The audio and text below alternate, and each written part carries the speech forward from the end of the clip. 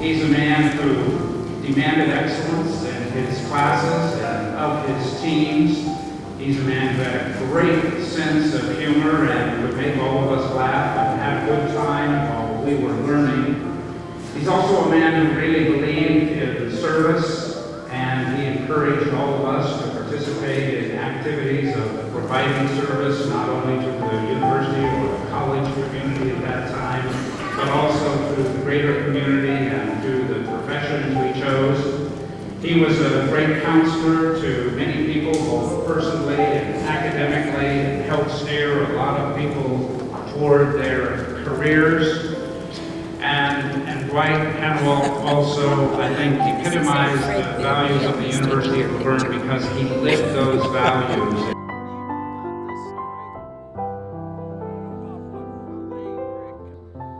Man, I'm a bricklayer from a long way back. Dwight Hanawalt, you've done this in Puerto Rico, right? No, but my father helped lay bricks on this building right over there. On the Hanawalt? Yeah, when he was about 15 years old. And what was the relationship of your father to Will, the one that was the president? Yeah. He was a brother. A brother He was to a your lot father. younger brother to Will. Will, who came there and along with his 3 brothers or 4 or 5, they built that house. And they call that brick, don't they call it Hanawalt brick? I don't know what they call it. No, I really don't. Well, they kind of name it after the Hanawalt Maybe houses. they had a block machine to make block with Uh-huh. and press the block. I don't know whether they did those, but they did an awful lot in town. Two of my dad's brothers were contractors here in the valley for 30, 40 years. They were Hanawalt Brothers Construction. My dad built fireplaces and stuff, but he wasn't part of the construction business. He only did it as a avocation. And he had a couple of sons that learned to do it, and I was the other one.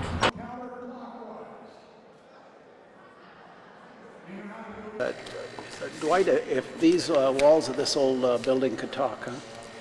All the kinds of things, memories that you would have here, and now you're teaching a class, right. Folk dancing for the... It's called Folk Square and Social Dance. It's a January interterm class for kids.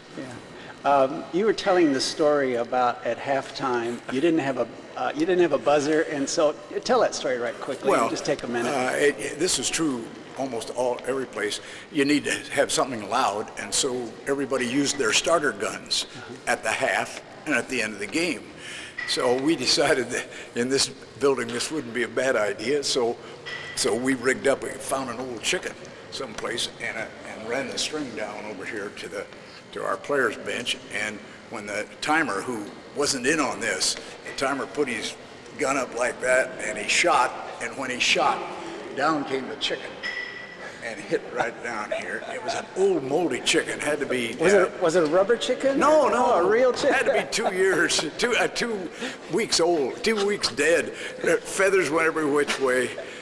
People were kind of startled, looked around, and we thought it was really funny. We finally got the thing shoveled and got out of there, but that was probably one of the funnier things that happened here. Dwight, it's the year 2000, and are kids any different today than they were years before, really?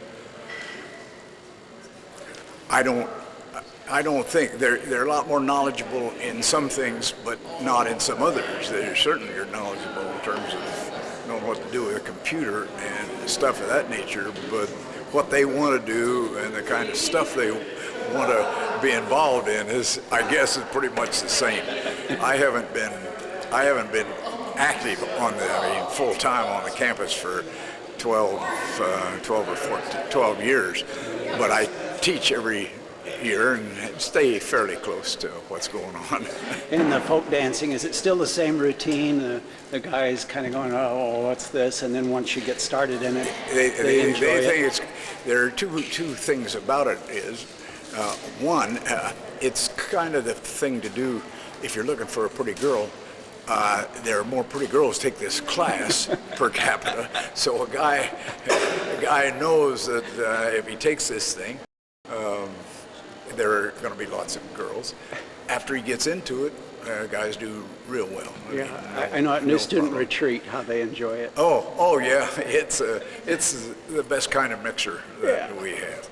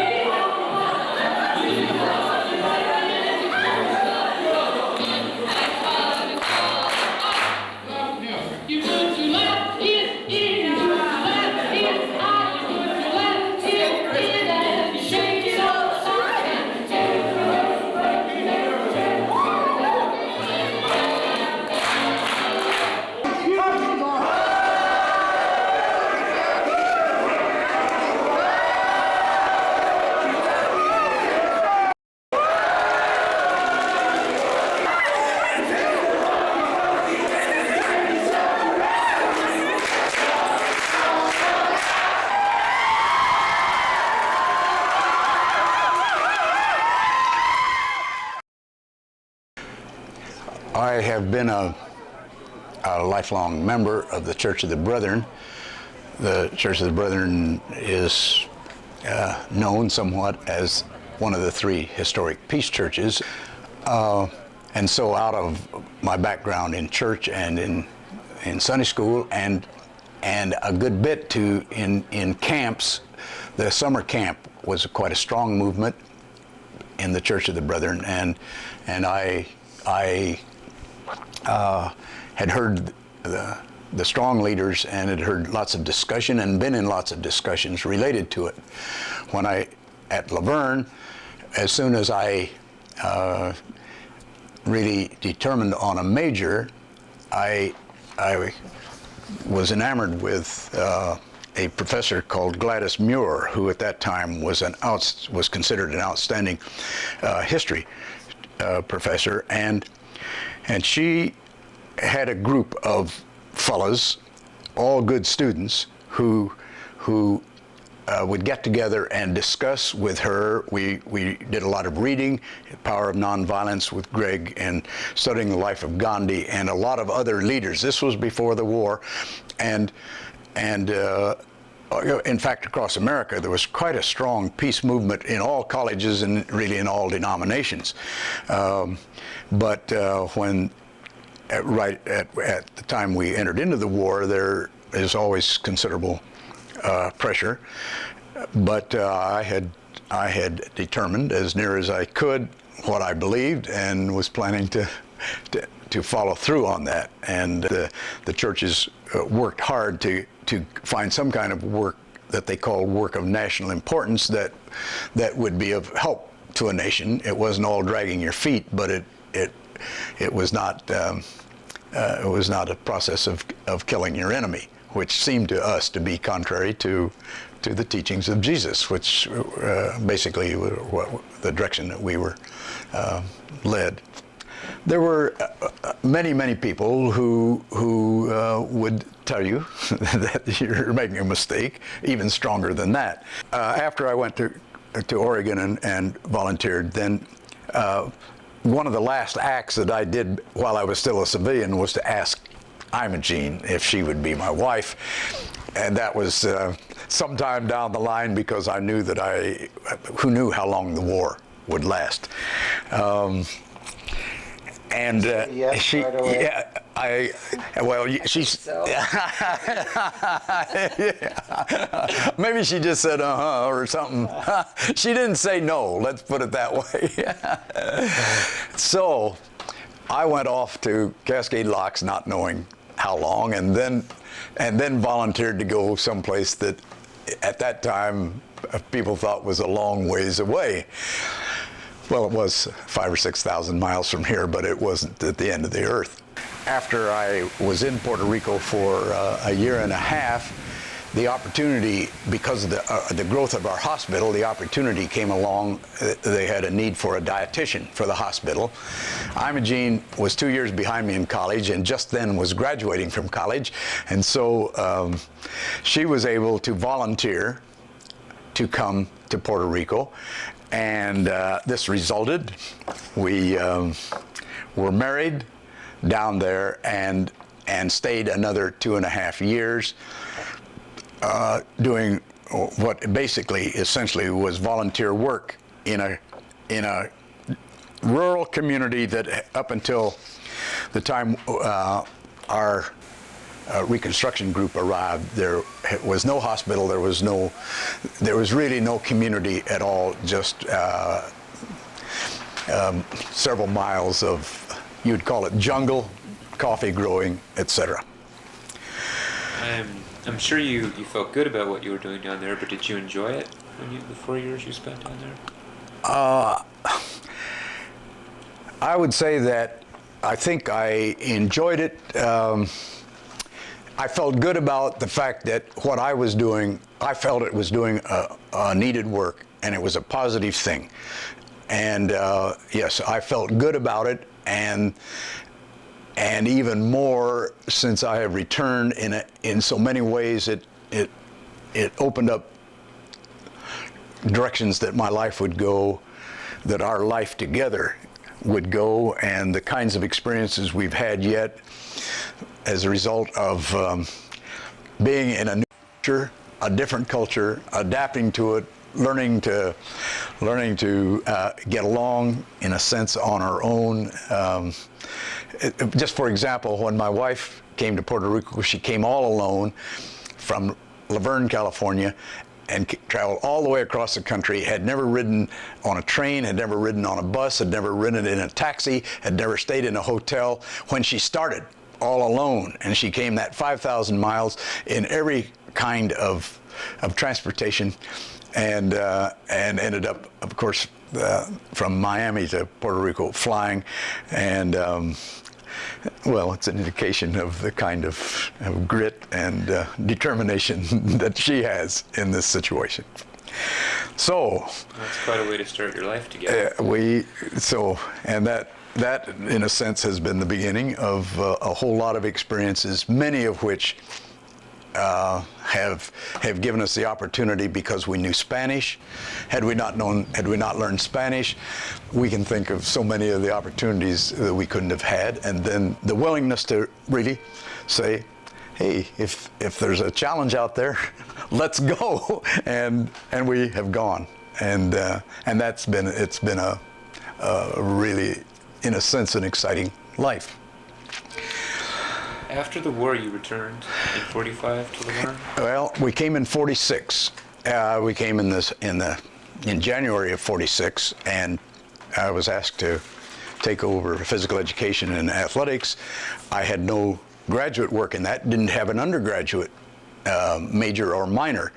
The result is I went quickly to Claremont Graduate School and took some 25 or 30 hours of graduate work as rapidly as I could over there before school opened in the fall, and then started. I was the only one in the staff that later on had many of the people that are still at La Verne. First person we hired was Ort. And that's a long story in itself, and has been a great association. I worked with him for 40 years.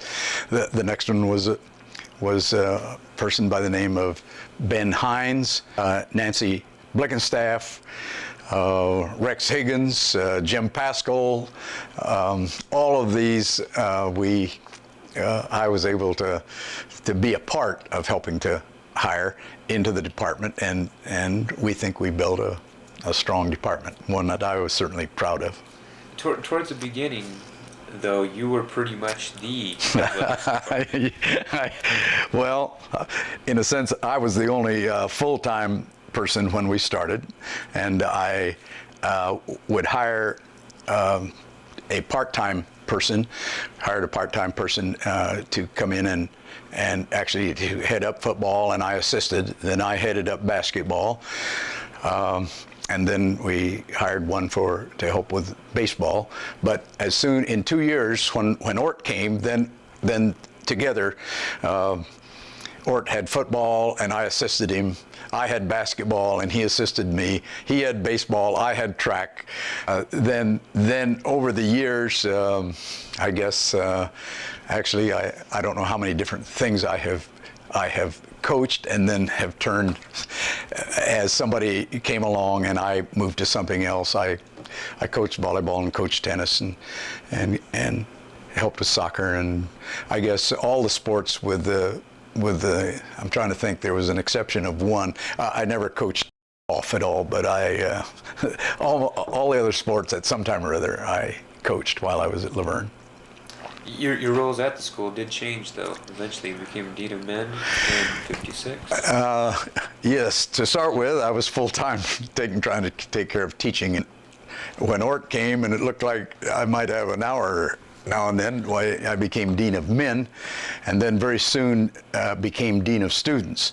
But I turned the Director of Athletics. I had been Director of Athletics at the very beginning also, and as soon as I could, turned that over to Ort, and he became Director of Athletics. But through all the years at La Verne, I always taught at least 2 classes a semester, 2 theory classes, and perhaps an activity class as well as coaching. And then when I was Dean of Men and then became Dean of Students, I still taught what we'd call theory classes and coached.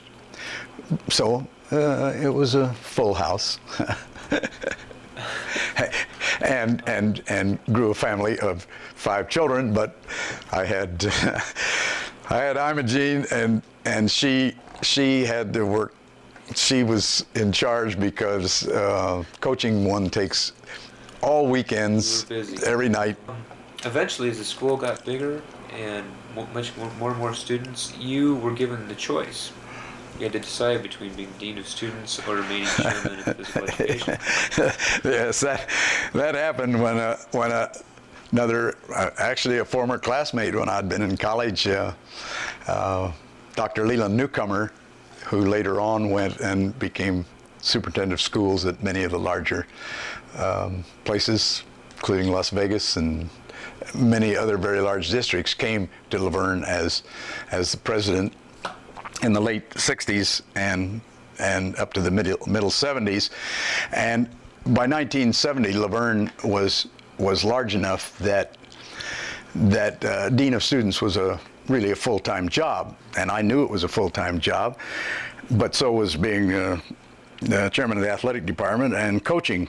And so he told me to take he wanted me to be Dean of Students, and well, he basically said, take your choice. And I said, well, if I have my choice, there's no choice. I'd rather teach any day than be in administration. So he said, well, then think about it for a year. So I did that. At the end of the year, he called me in again, and I told him I hadn't changed my mind. So I let the Dean of Students go, but not before. Actually, 10 years before, I got the freshman camp. Had been sort of a dream of mine. I've been very much interested in what happens to kids in the kind of setting where informal kind of setting, and the changes of both attitude and knowledges that happen. And so it was in 1960 or 61 that we took the first freshmen up to a camp. When they came on campus, we took them to camp for a couple of days. But this is the Natural Science Division group, and we have part of our staff here today, and we'll try to answer your questions about what's going on in science and why you need to take some science. How many of you think of yourself as a science or math major?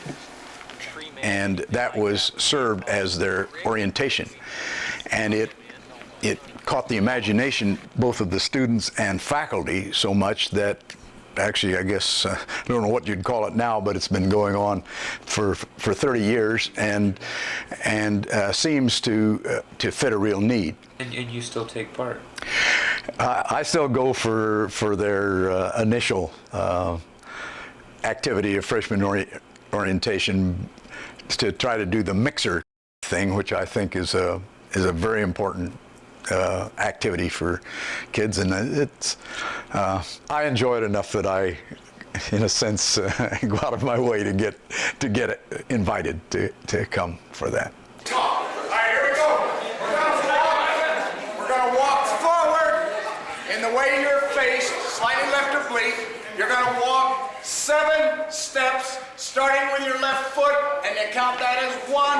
And when we get there, let me show you how it goes. It goes 1, don't go 2, 3, 4, 5, 6, 7. On 7, simply turn, keep on going the same direction, but walking backwards. Others call another step. You're gonna stand on your left. Let me show you. You do left, over, right, over, and then go 1, 2, 3, 4. Now let me count that for you. 1, 2, 3, 4. 1, 2, 3, and ready to go again.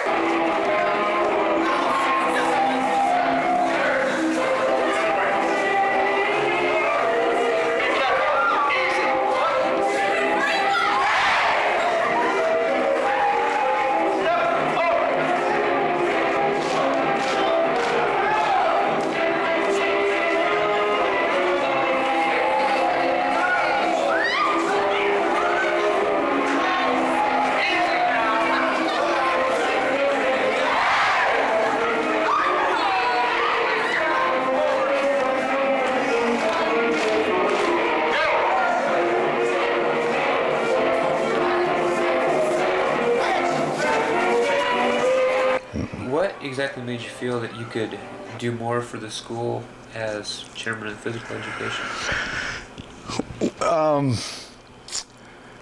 I think my own strength is in teaching, and particularly in teaching. At that time, we had a recreation and leisure major and a physical education major. And then we got an outdoor education major, and in one sense, my own drive and interest was in the area of the leisure studies and outdoor education, and I much preferred being in a teaching discussion kind of situation with students than in a both administrative and, at that time, very much a authoritarian role. We had just come off of, we were in the late 60s and early 70s. There were many, in a sense, exciting things happening in colleges, and it was not, there were many days when I would come in the morning and either there had been some kind of antisocial action in the dormitories, or there would be groups that were picketing isn't the word, were activists for some particular cause, and part of those causes I believed in, and it would be very difficult to ride herd on individuals who probably would have taken a direction that I might have taken. There were things related to the Vietnam War, and there were things related to race relationships, and there were things related to freedom of, in quotes, freedom of speech, and that I would have had real sympathy with, and I felt more comfortable in a classroom and on the athletic field than I did as an administrator. You know? You were closer to the students. Yes, much closer, and in many ways I felt I could do a far more positive kind of thing. I think I do maybe my strongest work in an informal kind of role than I do in either an authoritarian role or as a professor in certain kinds of activities. Though we did have a master's program in physical education, and I enjoyed what little research we do in that area, I enjoyed helping students write their master's theses and that sort of thing, but I preferred the teaching and coaching. You spent some time as the faculty committee chairman, and that was quite rarely heard of name. Well, for many times, as at least the stereotype of the people in physical education and athletics, though not true, is that they tend not to at least use their brains as they ought to, or certainly are not in positions to help give leadership for what we might call, again in quotes, the more academic aspects of college life. And for a while I was the chairman of the faculty. It was voted by faculty, and that was quite an inner satisfaction to have somebody from the physical education department be chairman of the faculty. Well, first of all, going back to your conviction with the Brethren beliefs and your work during World War II, you still continue with these, with your work with the Brethren disaster relief. Yes, we have almost whenever there is an opportunity to volunteer to do something that we feel will make in a sense, a difference in individual lives or in overall lives, we have tried to be involved with it.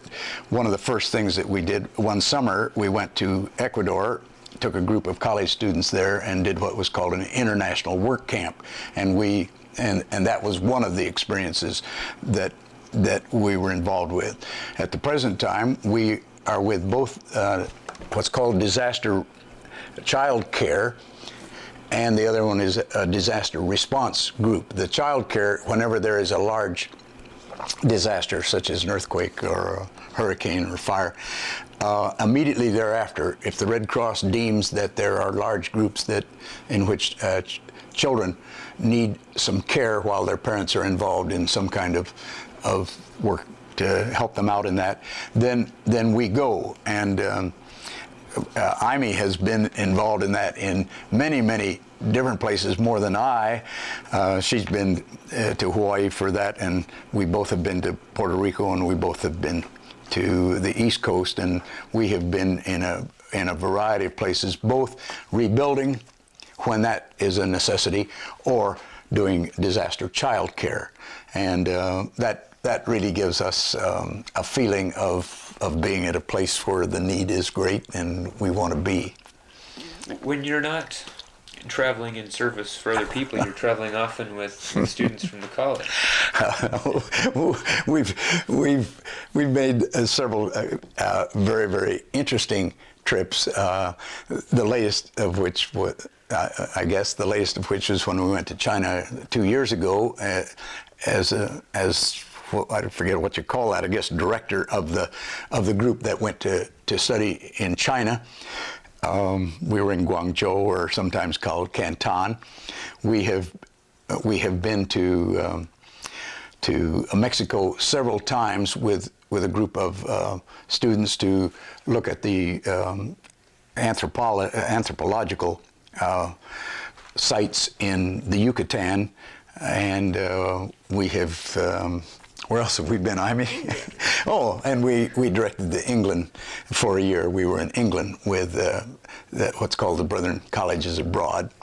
Well, one other little thing that we did, and this was with Peace Corps, and it was at a sabbatical. We went to Uruguay in South America, and I was in-country training director there, but we trained a group of Peace Corps people to be social workers and to be basketball coaches, which was sort of an unusual proposition. Yeah. Can you get measurement on that board that you're working out and measure this one? As I got the word of the Hanawalt Center, you certainly can't imagine the sense of, I guess you'd say, pride as well as satisfaction that a group of, and the way it was built, a group of alumni went down there, and they probably gave some money, but they gave their time and energy. And as far as I'm concerned, that was really the thing that was satisfying. Now, to put it in a recreation and fitness center, it's kind of an interesting thing, because I came out of the old school, which said you better lift a bale of hay or throw a bag of wheat around, or you better dig some ditches if you want to get in shape. I'm not of the lift the weights and do that kind of thing.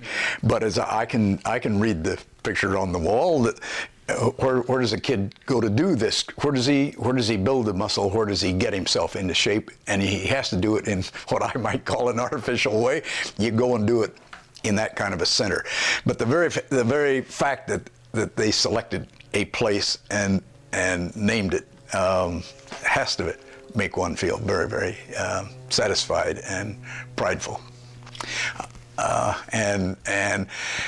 And there would be a few of the guys who helped on that at one time I might have been on the opposite side as dean of students. Some of them were into things in college which were normal for college kids, and we had a lot of good chuckles at 3 o'clock in the morning when they were irritating the dorm mother, or decided to do something like stack something out in the street, or gather up all the, we used to have panty raids, gather up all the panties and swing them from the women's dorm and put them up on the lines. And some of those people I counseled in the middle of the night and about what was happening there, but never really with. And some of them even had to stay home for a few days because of some judgment that I made about how they ought to remember it down the line. But as it turned out, it all worked out. I know of a particular roommate of mine, I won't mention his name, that went over to Pomona and was seen in a bar, and you called him in.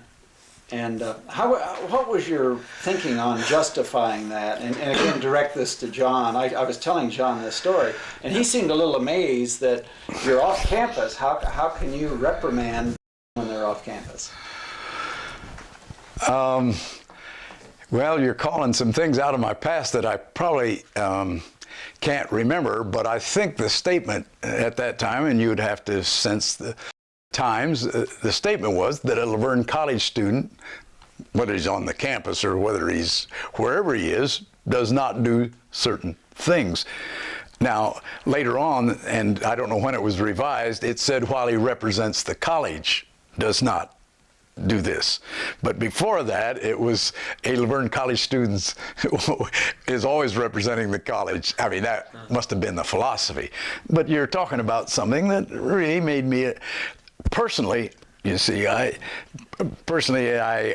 would not have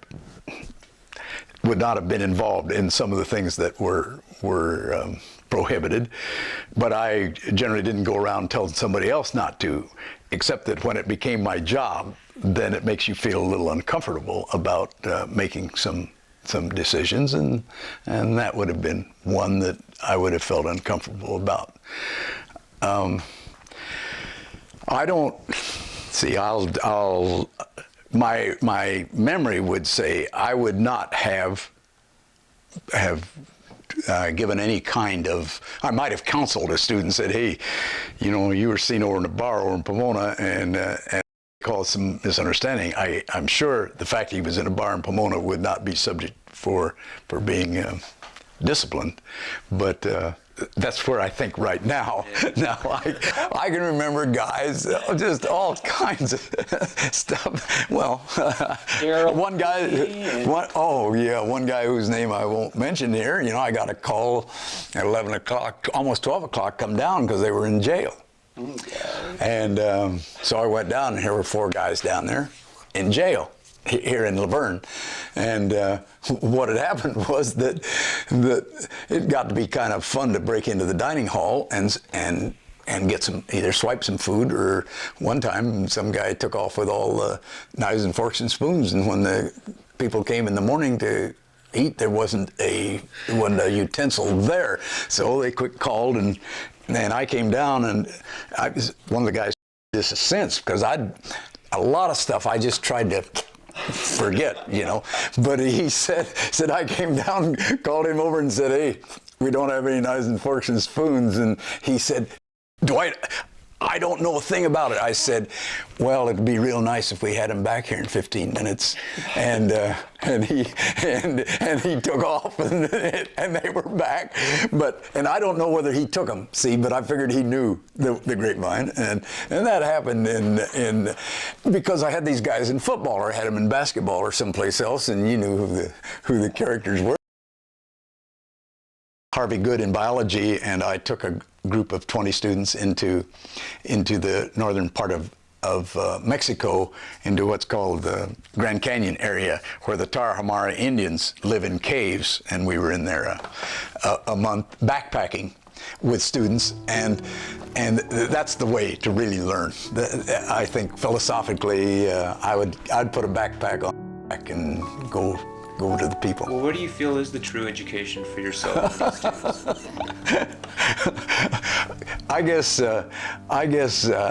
help take them, let them build a sort of a fellowship among themselves, if that's going to work out, and then be right where, in a sense, where the action is, feeling it and touching it and doing it, if it's possible in your field, is the way of rapid learning to take place.